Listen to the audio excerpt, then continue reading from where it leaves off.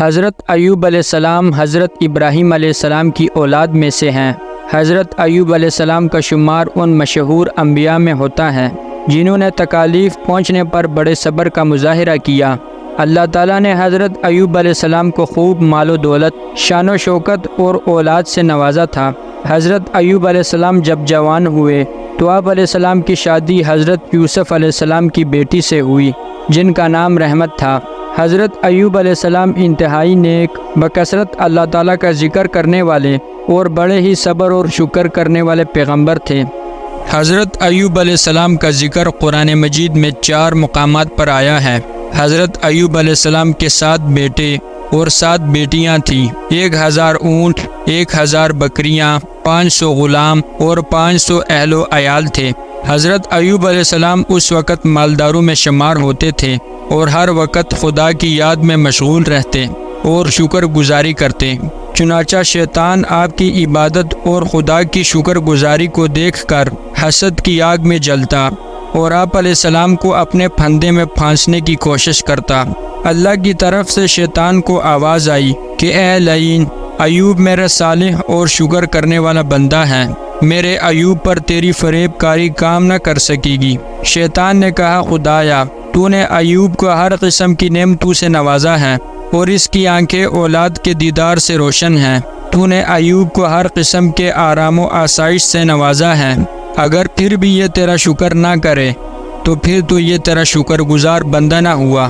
شیطان نے کہا، خدایا اگر تو یہ سب نعمتیں اس سے چھین لے تو یہ ہرگز بھی تجھے یاد نہ کرے گا اور تیری بندگی سے بیزار ہو جائے گا۔ اللہ تعالیٰ نے فرمایا، اے ابلیس، تیرا یہ گمان میرے بندے کے بارے میں غلط ہے۔ ایوب میرا شاکر اور صابر بندہ ہے۔ شیطان نے کہا، پروردگار عالم، اگر تو مجھے اس کی اولاد اور مال پر تسلط بخشے تو پھر معلوم ہوگا کہ کس طرح یہ تیرا بندہ تیری بندگی کرتا ہے۔ چنانچہ اللہ تعالیٰ نے حضرت ایوب علیہ السلام کو آزمانا چاہا اور شیطان کو ایوب علیہ السلام کی اولاد اور مال پر تسلط دے دیا۔ شیطان لعین بڑا خوش ہوا۔ شیطان نے اپنے ذریت اور تابع داروں کو جمع کر کے حضرت ایوب علیہ السلام کے مال مویشی کو دریا میں غرق کرنے کے لیے بھیج دیا۔ شیطان کے تابع داروں نے ایوب علیہ السلام کے تمام مال مویشی دریا میں غرق کر دیے۔ چنانچہ شیطان انسانی شکل میں حضرت ایوب علیہ السلام کے پاس آیا اور مویشی دریا میں ڈوبنے کی خبر دی۔ حضرت ایوب علیہ السلام نے فرمایا کہ خدا کا شکر ہے کہ جس نے اپنے فضل سے دیا تھا اور عدل سے لے لیا۔ شیطان کو جب ایوب علیہ السلام کے شکر اور صبر کے بارے میں پتہ چلا تو شیطان نے سوچا کہ کسی اور طریقہ سے ایوب کو خدا سے جدا کیا جائے۔ چنانچہ شیطان نے ایک بار پھر اپنے تابع داروں کو جمع کیا اور ان سے کہا کہ تم سب جاؤ اور ایوب کے تمام کھیت باغات جلا کر رکھ دو۔ شیطان کے تابع داروں نے حضرت ایوب علیہ السلام کے تمام کھیت اور باغات جلا دیے۔ سب کھیت باغات جل کر راکھ ہو گئے تو شیطان پھر ایوب علیہ السلام کے پاس آیا اور ایوب علیہ السلام سے کہنے لگا کہ آپ یہاں نمازوں میں لگے ہوئے ہیں اور ادھر سب کھیت اور باغات جل کر فنا ہو گئے ہیں۔ حضرت ایوب علیہ السلام نے جواب دیا کہ اللہ کا شکر ہے، یہ سب اللہ کا مال ہے، اگر وہ دے سکتا ہے تو لے بھی سکتا ہے۔ شیطان پھر ایک مرتبہ مایوس ہو کر وہاں سے واپس آ گیا اور ایک بار پھر تابع داروں کو جمع کر کے حضرت ایوب علیہ السلام کے تمام گھر بار اور سامان تباہ و برباد کرا دیے۔ اس مرتبہ پھر شیطان ملعون ہر تباہی کی خبر حضرت ایوب علیہ السلام کو دیتا گیا، لیکن حضرت ایوب علیہ السلام پہلے سے بھی زیادہ دل جمی سے عبادت کرنے لگے اور کسی بھی چیز کے چھن جانے کا غم نہ کیا، یہاں تک کہ اللہ تعالیٰ نے آپ علیہ السلام سے سب اولاد جن میں 7 بیٹے اور 7 بیٹیاں تھیں وہ بھی چھین لی، لیکن پھر بھی حضرت ایوب علیہ السلام صابر اور شاکر ہو کر عبادت میں مشغول رہے اور توکل کی رسی تھامے رکھی۔ ذرا بھی آپ کے مزاج میں تغیر نہ آیا۔ شیطان آخر مایوس ہو گیا اور خدا سے عرض کرنے لگا کہ اے خدایا، اب مجھے ایوب کے بدن پر اختیار دے، پھر پتہ چلے گا کہ یہ کس طرح عبادت کرتا ہے اور تیرا شکر اور صبر کرتا ہے۔ تو نے ایوب کو صحت جیسی نعمت سے نوازا ہے، تو اس کے بدن پر مجھے اختیار دے۔ اللہ تعالیٰ نے شیطان سے کہا کہ بغیر زبان اور دل اور کانوں کے میں نے تجھے ایوب کے بدن پر تسلط دے دیا ہے، یہ بھی تو کر کے دیکھ لے۔ چنانچہ شیطان بصورت ساحر مرد کے ہو کر آیا اور آپ علیہ السلام کے ناک میں پھونک دیا۔ اس حرکت سے حضرت ایوب علیہ السلام کے پورے بدن مبارک میں خارش شروع ہو گئی۔ خارش کی وجہ سے گوشت پھٹنے لگا اور کچھ دنوں میں سارے بدن میں کیڑے پیدا ہو گئے اور آپ علیہ السلام ایک تکلیف دہ بیماری میں مبتلا ہو گئے، لیکن یہ اللہ تعالیٰ کی طرف سے آزمائش تھی۔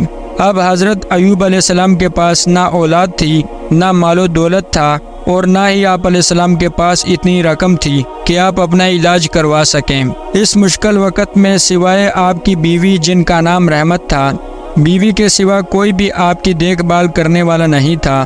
حضرت ایوب علیہ السلام کے تمام رشتہ داروں نے آپ کا ساتھ چھوڑ دیا، آپ کے دوستوں نے آپ کی خبر بھی نہ لی، اور لوگوں نے آپ علیہ السلام کو اپنے گھر سے نکال دیا۔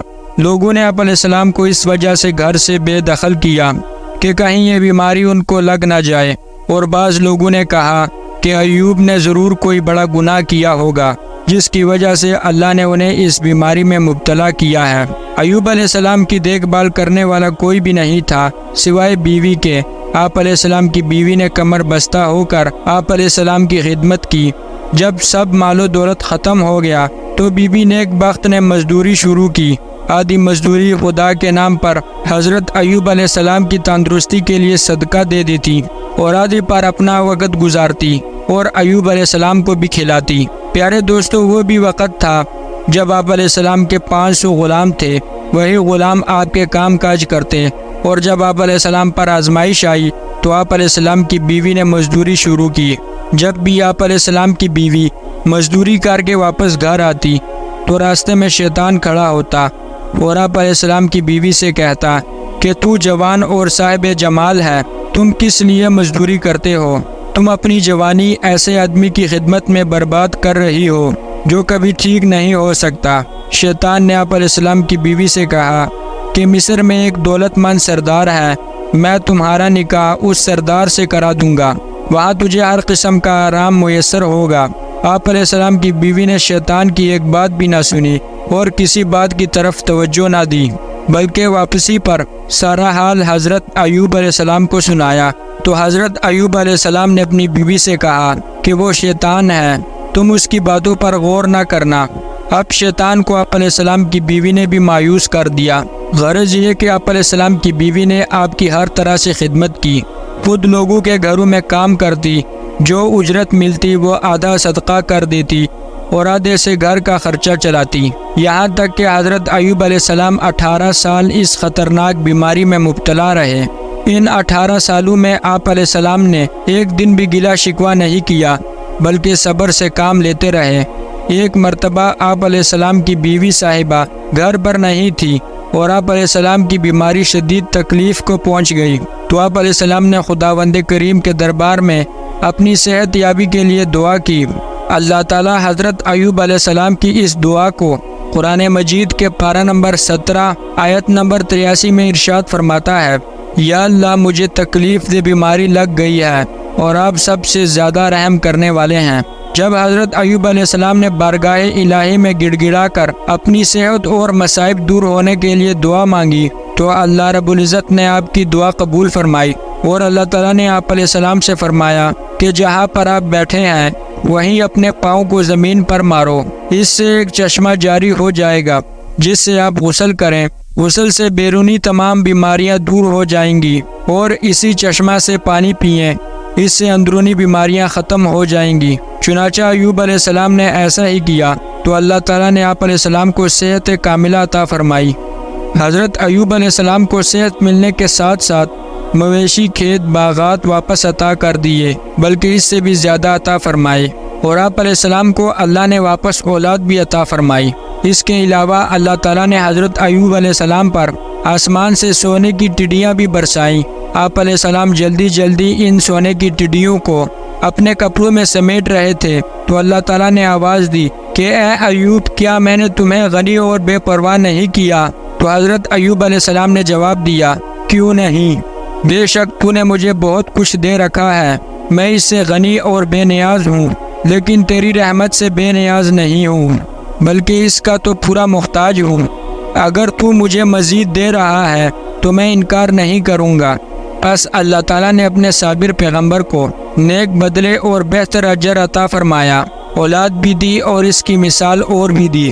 اس واقعہ سے ہمیں یہ پتہ چلتا ہے کہ اگر کسی کو اللہ نے مال و دولت دیا ہے تو وہ واپس چھین بھی سکتا ہے، اگر کسی کو اللہ نے اولاد دی ہے تو وہ لے بھی سکتا ہے۔ لہٰذا ہمیں ہر وقت ہر حال میں اللہ کا شکر کرنا چاہیے۔ اگر کوئی مصیبت یا آزمائش آ جائے تو ہمیں صبر اور شکر سے کام لینا چاہیے۔ اللہ تعالی ہماری زبانوں کو شکر کرنے والا اور دلوں کو صبر کرنے والا بنا دے، آمین۔